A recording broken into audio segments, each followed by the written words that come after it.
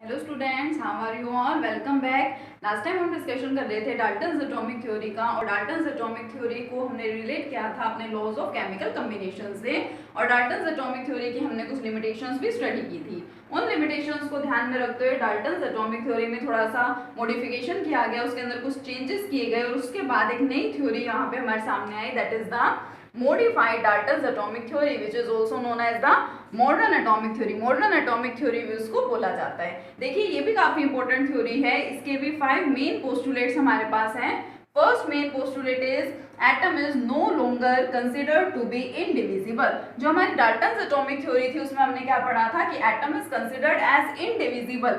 Atom क्या है? Atom वो सबसे छोटा पार्टिकल है जिसको हम फर्दर डिवाइड नहीं कर सकते हैं, so it is considered as indivisible. लेकिन देखिए स्टूडेंट्स, जब हम एटम के स्ट्रक्चर को स्टडी करते हैं तो हमें पता चलता है कि जो एटम है उसको बहुत ही कॉम्प्लेक्स स्ट्रक्चर है, और उस स्ट्रक्चर में काफी सारे छोटे छोटे पार्टिकल्स मींस जिनको हम सब एटॉमिक पार्टिकल्स बोलते हैं वो प्रेजेंट होते हैं। बट उनमें से भी जो हमारे मेन फंडामेंटल पार्टिकल्स हैं वो क्या होते हैं? Electrons, protons and neutrons. It means कि अगर आप एटम को स्टडी कर रहे हैं और एटम के अंदर इन 3 पार्टिकल्स का डिस्कशन कर रहे हैं, तो यानी एटम तो सबसे छोटा पार्टिकल हुआ ही नहीं जिसको आप डिवाइड नहीं कर सकते, उसको तो आप इन 3 पार्ट्स के अंदर क्या कर रहे हैं? डिवाइड कर रहे हैं। इस वजह से मॉडिफिकेशन जब इसकी की गई तो क्या बोला गया कि atom is no longer considered to be indivisible because it contains electrons, protons and neutrons. इसमें क्या होते हैं? इलेक्ट्रॉन्स, प्रोटॉन्स और न्यूट्रॉन्स होते हैं। Second point Dalton's atomic theory का क्या था? सेकंड और थर्ड पॉइंट एक जैसे ही थे।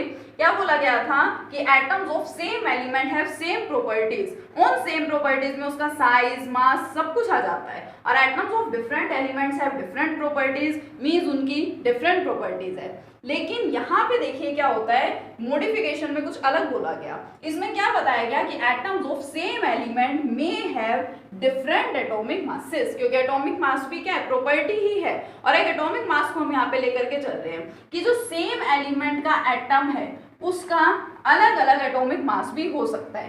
फॉर एग्जाम्पल, अगर मैं बात करूं यहाँ हाइड्रोजन की, 1 एटॉमिक नंबर है, बट जरूरी नहीं है कि हाइड्रोजन का एटॉमिक मास कितना हो? 1 ही हो। उसका एटॉमिक मास 2 भी हो सकता है और 3 भी हो सकता है। या आइसोटोप्स का केस है, ठीक है? आप लोग आइसोटोप्स को स्टडी करते हैं, क्या बोलते हैं कि हाइड्रोजन के 3 आइसोटोप्स हैं। सिंपली इसे क्या बोल देते हैं? प्रोटियम, या हाइड्रोजन भी इसे बोल देते हैं। प्रोटॉन इसको बोल दिया जाता है, it is deuterium and it is tritium. It means जो आइसोटोप्स हैं, आइसोटोप्स के केस में हम क्या बोल सकते हैं कि एटम्स ऑफ सेम एलिमेंट में have different atomic masses. For example in case of isotopes, isotopes में जैसा होता है, ठीक है? और इसी तरीके से एटम्स ऑफ डिफरेंट एलिमेंट्स में हैव सेम एटॉमिक मासेस। जो अलग अलग एटम्स है मेरे पास उनके मासेस सेम भी हो सकते हैं। कैसे? एज इन आइसोबार्स, ठीक है? अब आइसोबार्स क्या होते हैं? जैसे मेरे पास है argon and calcium. Atomic mass argon का होता है 18, कैल्शियम का होता है 20, बट दोनों के मासेस कितने होते हैं? 40 होते हैं, ठीक है? तो ऐसे सब्सटेंसेस, ऐसे एटम्स विच हैव, जिनका डिफरेंट एटॉमिक नंबर होता है, द सब्सटेंसेस और the atoms having different atomic number but same atomic masses are known as the isobars. क्योंकि इस तरह की कंडीशन भी होती है, इसलिए हम क्या बोलते हैं कि एटम्स ऑफ डिफरेंट एलिमेंट्स, अलग अलग एलिमेंट्स के एटम है। देखिए ये आर्गन है और ये क्या है? कैल्शियम है। इनके एटॉमिक मासेस सेम हो सकते हैं, इसका भी 40 है और इसका भी 40 है, सो एज इन आइसोबार्स, ठीक है? Next point, atom is the smallest particle that takes part in a chemical reaction. यही हमने वहां पे पढ़ा था कि एटम वो छोटे से छोटा पार्टिकल है जो केमिकल रिएक्शन में इन्वॉल्व होता है, ठीक है? एटम के अंदर प्रेजेंट बेशक होते हैं इलेक्ट्रॉन्स, प्रोटॉन्स एंड न्यूट्रॉन्स, लेकिन अगर हम केमिकल रिएक्शन की बात करें तो हम यही तो बोलते हैं कि हाइड्रोजन का एटम कंबाइन हो रहा है, ठीक है? तो atom is the smallest particle that takes part in a chemical reaction. Same point है, नो चेंज, ठीक है? लास्ट देखिए, काफी, ठीक है? नेक्स्ट देखिए, atom is no longer indestructible. जो एटम है उसको हम इनडिस्ट्रक्टिबल नहीं बोलेंगे। इनडिस्ट्रक्टिबल का मतलब होता है एक दूसरे में चेंज हो जाना। फॉर एग्जाम्पल, अगर मैं बोलूं कि हाइड्रोजन है और क्लोरीन है आपस में कंबाइन हो रहे हैं, तो वो जो कंपाउंड बनाएंगे हाइड्रोजन क्लोराइड, उसमें यही दोनों एटम्स तो होंगे। ऐसा थोड़ी ना हो जाएगा कि हाइड्रोजन आपने ले रखा है, क्लोरीन ले रखा है और इसकी जगह प्रोडक्ट में क्या आ जाए, ये आ जाए, नाइट्रोजन आ जाए। नहीं, मीन्स जो हाइड्रोजन है वो प्रोडक्ट में भी हाइड्रोजन की फॉर्म में ही कहीं ना कहीं रिलीज होगा, कहीं ना कहीं आपको हाइड्रोजन की तरह से ही मिलेगा।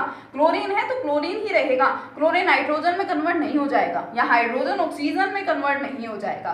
बट ऐसा नहीं है, जो एटम है वो इनडिस्ट्रक्टिबल भी होता है, मीन्स हम उसे एक एटम को दूसरे एटम में कन्वर्ट भी करवा सकते हैं। सबसे ज्यादा इसके चांसेस इस तरह के केसेस कहाँ देखे जाते हैं, इन न्यूक्लियर रिएक्शंस।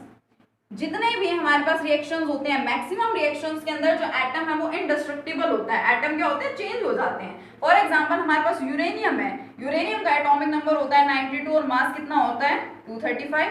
जब हम न्यूक्लियर रिएक्शन कराते हैं तो उस न्यूक्लियर रिएक्शन में यूरेनियम को प्लूटोनियम में कन्वर्ट करवाया जा सकता है। यूरेनियम जो है वो प्लूटोनियम में कन्वर्ट हो जाता है और प्लूटोनियम का जो एटॉमिक नंबर है दैट इज 94। ठीक है, अब अलग अलग एटम्स हैं तो इनके जो हमारे एटॉमिक नंबर्स हैं इन एटम्स के वो भी डिफरेंट होंगे और मासेस भी डिफरेंट होंगे और इसका मास होता है 239। यानी आपने ले तो रखा था यूरेनियम और बदले में आपको क्या मिल रहा है, उसके प्रोडक्ट में आपको मिल रहा है प्लूटोनियम। इट मींस ये क्या हो गया, एटम एक दूसरे में कन्वर्ट हो गए। और एटम्स का एक दूसरे में जो कन्वर्जन होता है, दिस प्रोसेस हम इसको लिख सकते हैं कि the process of conversion of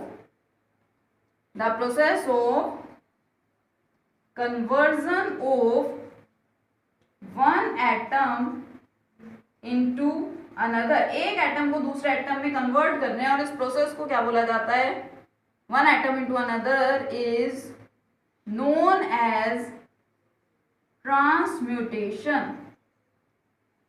बहुत इंपॉर्टेंट टर्म है, इसको याद रखेंगे, पूछा जा सकता है। But is transmutation. ट्रांसम्यूटेशन क्या होता है, the process of conversion of one atom into another. Like this, uranium था आपके पास, आपने उसको कन्वर्ट करा दिया प्लूटोनियम में, प्रोसेस को क्या बोल दिया गया, ट्रांसम्यूटेशन। तो ये मेन पॉइंट्स थे मॉडिफाइड डाल्टन्स एटॉमिक थ्योरी के, जिस थ्योरी को और क्या बोला जाता है, मॉडर्न एटॉमिक थ्योरी भी बोला जाता है। ठीक है, इसको अच्छे से स्टडी कर लीजिएगा। Thank you.